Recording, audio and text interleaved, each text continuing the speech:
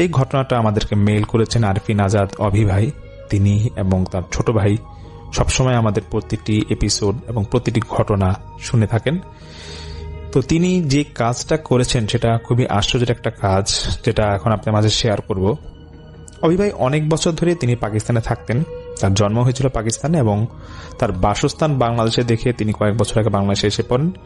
কিন্তু পাকিস্তানে ওনার অনেক বন্ধু বান্ধব আছে।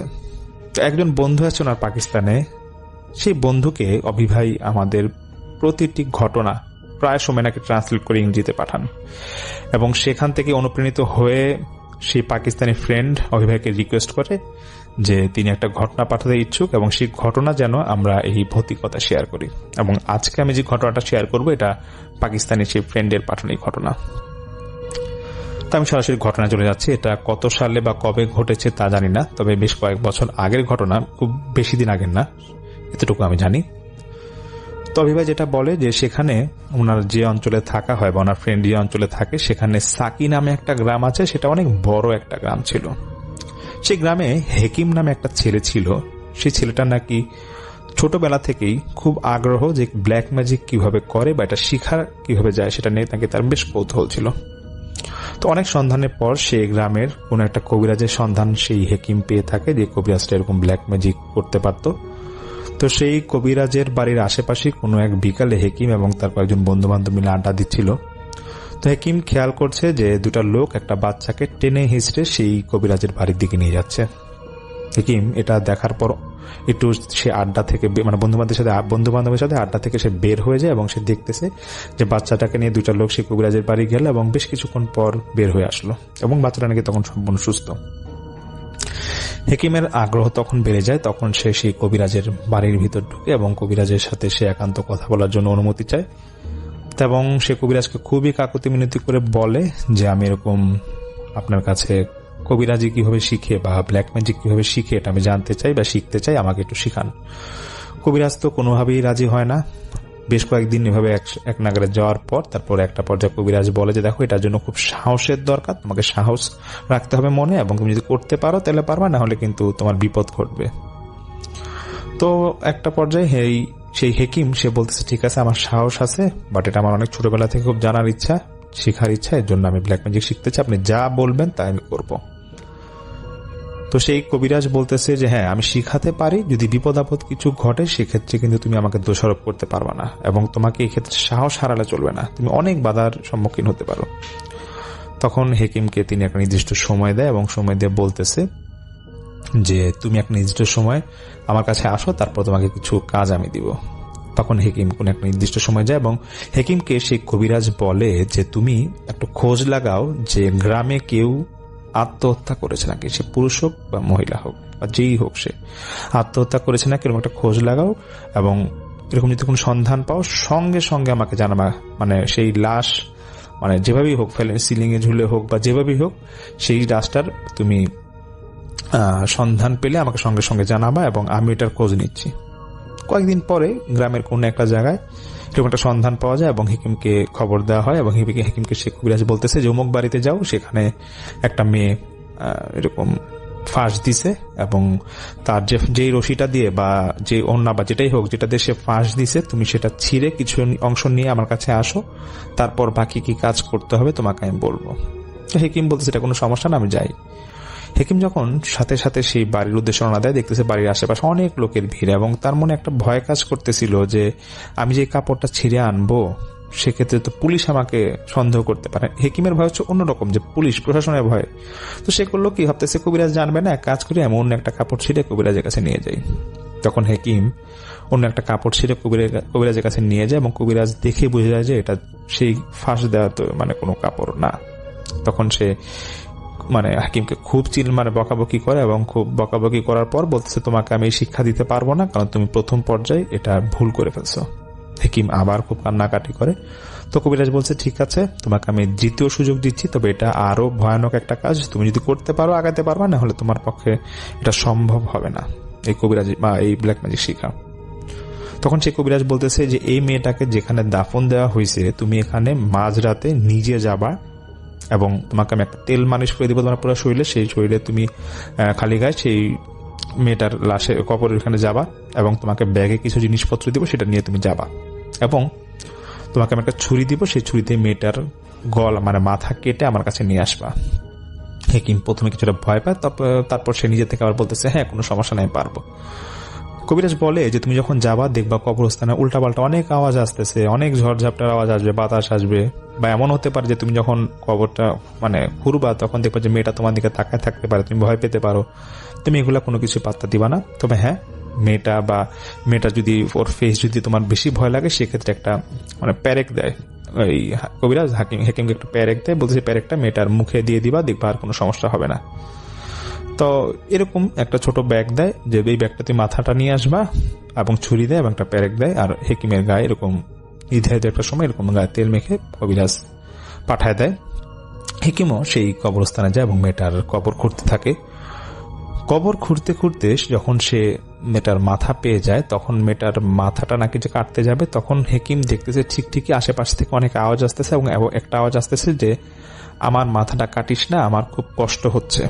তো এই আওয়াজটা যখন বারবার আসতেছিল হেকিম নাকি প্রচন্ড ভয় পাচ্ছিল এবং সে তার যে কবিরাজের যে প্যারেকটা দেওয়া হয়েছিল সেই প্যারেকটা নাকি লাস্টার মুখের মধ্যে দিয়ে দেয় এবং সঙ্গে সঙ্গে দেখতেছে যে মাথাটা অনেক মানে হালকা হয়ে গেছে এবং তার ছুরি দিয়ে মাথাটা কাটতে সুবিধা হয় এবং হেকিম ছুরিটা দিয়ে মাথাটা কেটে সে ব্যাগে ভরে ওর বাসায় চলে যায়, মানে হেকিমের বাসায় চলে যায়। তো সেই রাতে হেকিম বাসাতে খুব ভয় থাকে যে মাথাটা রাখা ঠিক হবে কিনা। তো সে করে কি তার রুমের পাশেই একটু ঝোপঝাড়ের মতো ছিল, সে সেখানে মাথাটা লুকায় রাখে ব্যাগের ভিতরে। হেকিম যখন সারা রাত শুয়েছিল তখন নাকি বাইরে থেকে খুব কান্নাকাটি আর্তনাদ পাচ্ছিল। সে নাকি ভয়ে ভয়ে রাতটা পার করে। ভোরে যখন আলো হয় তখন সে এই মাথাটা নিয়ে তখন সে কবিরাজের বাড়িতে যায় এবং কবিরাজের কাছে দেখায়। কবিরাজ তো ওকে অনেক মানে বাহবা দেয় যে তুমি ভালো একটা কাজ করছো, যে তুমি এখন কবিরাজি শিখতে পারবা। যদিও এটা আসলে খারাপ কাজ, তো কবিরাজি ভাষা এটা সেই কবিরাজ ওকে অনেক বাহবা দেয়। তো কবিরাজ তখন পাশে একটা রুমে নিয়ে যায় এবং সে যখন হেকিমকে পাশের রুমটা নিয়ে যায় তখন সে বলতেছে যে দেখো এই রুমে আমি কাউকে আনি না এবং আমি সবসময় একাই এই রুমে আসি, এই রুমে আসার কারো অনুমতি নাই। যেহেতু তুমি কবিরাজি বিদ্যা বা এই জাদুবিদ্যা শিখতে চাও, জন্য তোমাকে এই রুমে আনলাম। তো হেকিম যেটা বলে যে সেই রুমটা নাকি ছিল মানে মানুষের হাড় গোড় এবং অনেক উদ্ভট রকমের জিনিস দিয়ে ভরা, যেটা সে আগে কখনো দেখে নাই। এবং সেই মেয়েটার মাথাটা সে কবিরাজ একটা জায়গায় রাখে সেই রুমে এবং রেখে বের হয়ে যায় এবং হেকিমকে বলে যে ঠিক আছে, এখন থেকে তুমি জাদুবিদ্যা শিখতে পারবা, তোমাকে সপ্তাহে অমুক দিন অমুক সময় আসতে হবে, তাহলে তুমি এই জাদুবিদ্যা শিখতে পারবা, কোনো সমস্যা হবে না। হেকিমও রাজি হয়ে যায়। তাই 2-3 দিন পরে কবিরাজ কোন একটা কারণে সে কোনো একটা বাসায় যাবে যে এরকম ব্ল্যাক ম্যাজিকের কোন একটা সমস্যার সমাধান করতে। তো সবসময় এই কবিরাজ গেলে ওনার শরীরটা বন্ধ করে যেত, সেদিনও সে শরীর বন্ধ করে গিয়েছিল যাতে তার রাস্তায় কোনো ক্ষতি না হয়। তো বন্ধ করে যে সে গাড়িতে সে কাজ শেষ করে আবার মধ্যরাত মানে 12টা দিয়ে যখন কবিরাজ তার বাড়ির দিকে ফিরবে, কোনো একটা কারণে মাঝ রাস্তায় আসতে তার একটু মানে ওর টয়লেট আসে, যখন প্রস্রাব করবে তখন সে কবিরাজটা রাস্তার পাশে দাঁড়িয়ে সে পাশে কোথাও বসে হয়তো প্রস্রাব করে। তো প্রস্রাব করার পর তার কিন্তু যে শরীরটা বন্ধ হয়ে গিয়েছিল সেটা কিন্তু মানে নাপাক হওয়ার কারণে আবার সেই বন্ধটা ছুটে যায়, কিন্তু এটা কবিরাজের মনে ছিল না যে তার শরীরটা এরকম ছুটে গেল।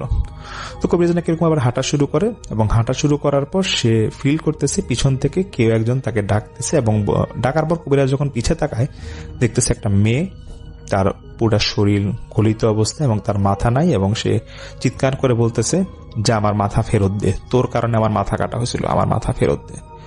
কবিরাজ তখন অনেকটা ভয় পেয়ে যায় এবং সে বুঝে যায় যে তার তো শরীর বন্ধ করা হয় না এবং সে এখন কোনোভাবেই শরীর আবার বন্ধ করতে পারবে না।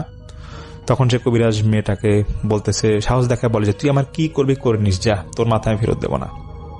তখন কবিরাজটা ভয়ে ভয়ে হেঁটে হেঁটে তার বাড়িতে আসে এবং এসেই সে তার স্ত্রীকে বলতেছে যে পুরো হেকিমের ঘটনাটা খুলে বলে যে আমি এরকম কোনো কাজ করতে বলছিলাম, আজকে আমার এই ঘটনা ঘটার পরে এখন আমি সমস্যায় পড়ছি, আমারকে সেই মেয়েটা ভয় দেখাইতেছে। তো সেই কবিরাজের স্ত্রী বলতেছে দেখো আমি তোমাকে অনেক আগে থেকেই বলছি তুমি এসব কাজ করো না, এগুলা খারাপ কাজ, তুমি তো অবাকাটে ওগুলো এখনো বা তুমি ভালো পথে ফিরে আসো। তো সেই কবিরাজ বলতেছে আচ্ছা ঠিক আছে, আমি দেখি ভেবে চিন্তে কি করা যায়। তো ওনার স্ত্রী সেই ঘরে থাকতে নাকি পাশেই ছিল, আর কবিরাজের যে এখানে সে ওর আসর ছিল সে নাকি ঘরটা নাকি একটু সামনে ছিল। তো কবিরাজের স্ত্রীর সাথে কথা বলে সেই রাতেই প্রায় 2টা-1টার দিকে সে তার যেখানে কবিরাজ বসে তার আসর যেখানে সেই রুমে চলে যায়। তো সকাল নাকি 10টা-11টা হয়ে গেছে, কবিরাজের রুম থেকে নাকি কবিরাজ বের হচ্ছিল না। এর স্ত্রী নাকি তখন খুব অবাক হয়ে যায় এবং সে আশেপাশের লোকজনকে ডাকতেছে যে দেখেন আমার স্বামী তো এগুলো অনেকক্ষণ হয়ে গেছে, দরজা খুলে না। তো একটা সিদ্ধান্ত হয় যে দরজা ভাঙা হবে। দরজা ভাঙা হয় এবং কবিরাজের যে রুমে যে উদ্ভট জিনিসগুলো দেখা গিয়েছিল, যেটা হেকিম দেখেছিল, সেই রুমটা দেখছে যে ঝড় বা বাতাস আসলে যেরকম উলটপালট হয়ে থাকে জিনিসপত্র, সেই রুমটা নাকি এরকম অগোছালো অবস্থা ছিল। এবং আশ্চর্যের বিষয় হচ্ছে কবিরাজ তার খাটে এমন ভাবে শুয়েছিল যে মনে হচ্ছে সে ঘুমাচ্ছে, কিন্তু যখন তাকে ডাক দিয়ে যখন দেখলো কেউ উঠতেছে না, কবিরাজটা অনেকে উঠানোর চেষ্টা করলো। উঠানোর চেষ্টা করার সঙ্গে সঙ্গে দেখতেছে যে কবিরাজের মাথাটা এমন ভাবে ভাঙা যে অনেক সময় দেখা যায় না যে কলা গাছ ভেঙে ফেলে যেরকম আলাদাভাবে ঝুলে থাকে, ঠিক সেরকম অবস্থায় ভাঙা, মানে ভিতর দিয়ে হাড় সম্পূর্ণ ভাঙা। তারপর তো বাড়ির সবাই বুঝে যায় যে সে কবিরাজি করতে এটা কোনো সাইড এফেক্ট হয়েছে, এবং তার কবিরাজের স্ত্রী এটা তো বুঝেই যায় যে গতকাল এই সমস্যার কারণে এই ঘটনাটা ঘটছে। সবার মন খারাপ। কবিরাজকে দাফন দেওয়ার জন্য অনেক লোকজন আসে এবং দাফন দিতে যাবে, মানে দাফন নাকি দিতে যাবে, কেউ নাকি জানাজায় আসতে আগ্রহ দেখাচ্ছিল না। অনেক কষ্ট নাকি বাড়ির কয়েকজন লোক মিলে দাফনটা দেয় কোন রকম। হেকিম তো এটা জানেই না যে কবিরাজের কি হয়েছে। তো হেকিম কয়েকদিন পরে, মানে 2-1 দিন পর, যখন তার নিয়ম অনুযায়ী যেই ডেটে তার যাওয়ার কথা কবিরাজের কাছে, তখন সে কবিরাজের পাশে গিয়ে দেখতেছে কবিরাজ নাই। তখন সে কবিরাজের স্ত্রীকে বলে সেরকম যে সমস্যাটা আমি দেখতেছি যে কবিরাজ সাহেব না কোথায়। স্ত্রী পুরোটা ঘটনা বলে যে তোমাকে যে এরকম কাজগুলো করতে বসে এরপর থেকে এই ঘটনা ঘটছে, এই জন্য কবিরাজ মারা গেছে। তোমাকে অনুরোধ করো বাবা, তুমি এইসব রাস্তা যাও না, আমার স্বামী তো আমি হারাইছি, আমি চাই না যে তোমার এরকম ক্ষতি হোক, তুমি এগুলো বন্ধ করো, এগুলো করো না। তোমার কথা কবিরাজ সাহেব মারা যাওয়ার আগে বলে গেছিল। হেকিম তো প্রচন্ড ভয় পেয়ে যায় এবং সে বাসায় এসে পড়ে। তারপর থেকে নাকি হেকিম প্রায় রাতে নাকি স্বপ্ন দেখতো যে সেই মহিলার আর্তনাদ যে আমার মাথা ফিরায় দেয়। হেকিম তার সাথে যে ঘটনাটা ঘটেছে তার বাবা মাকে বিস্তারিত বলে, একবারে সম্পূর্ণ ঘটনা খুলে বলে। কবিরাজের সাথেও কি ঘটে এগুলো খুলে বলে, এবং তার বাবা মা একটা বড় হুজুর দেখায় এবং হুজুর বলে যে দেখো হেকিম, একটা উপায় আছে যে তোমাকে সেই মহিলার মাথাটা ফেরত দিতে হবে, তাহলে তুমি সমস্যার সমাধান হবে।